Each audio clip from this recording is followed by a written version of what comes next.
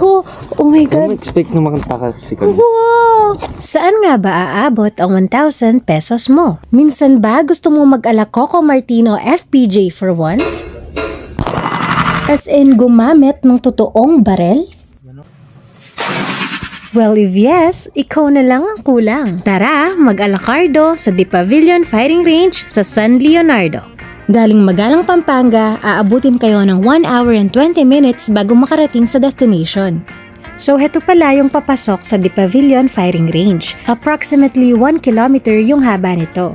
Sa kanila rin pala yung The Pavilion Farm and Resort na tinaguriang Maldives of the North. Pwede kayong mag-visit pagkatapos dahil magkatabi lang sila. Heto pala yung rates ng firing range per head. Meron silang 9mm pistol, 45 caliber o yung tinatawag nilang 45 sa mga movie, rifle, PCC, and shotgun. Yung kinuha pala namin ay yung 9mm and yung famous 45. May kasama na ring 20 pieces ammo per gun and target board. Di ko nga lang natanong kung may discount ba kung may dalang sariling target. Huy, bawal yun. So ano nga ba yung kailangan para makapag-firing? Una, yung allowed lang na pumasok ay yung 12 years old and above. Pangalawa, dapat meron kang valid ID. Pangatlo, dapat meron kang PPE tulad ng goggles and earplugs. After nun, diretso na kayo sa assigned bay nyo.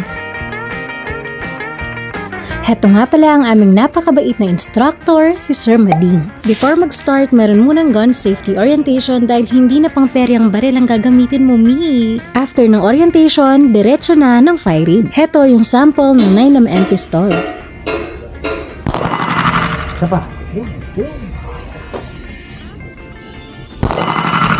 Dito, tinuturoan ulit ako ni Sir Mading kung paano humawak ng baril dahil kinakabahan talaga ako. Pero super patient and calm ni Sir kaya hindi ka talaga mapapressure. Dahan-dahan ako. Kita mo? Yun! Ano pa? Oh. Heto naman yung sample shots ng 45 caliber. Compared sa 9mm, sobrang lakas niya. Tignan nyo. Kung nabitin ka naman, pwede kang mag-reload for only 1,000 pesos for box of 50. Sobrang fulfilling ng experience namin sa The Pavilion Firing Range. As in, mapapaisip ka, hala, nakatry na ako ng totoong barel. And for 1K, sulit na sulit. Kaya ano pang hinihintay nyo? Tara, mag-alakardo sa The Pavilion Firing Range sa San Leonardo.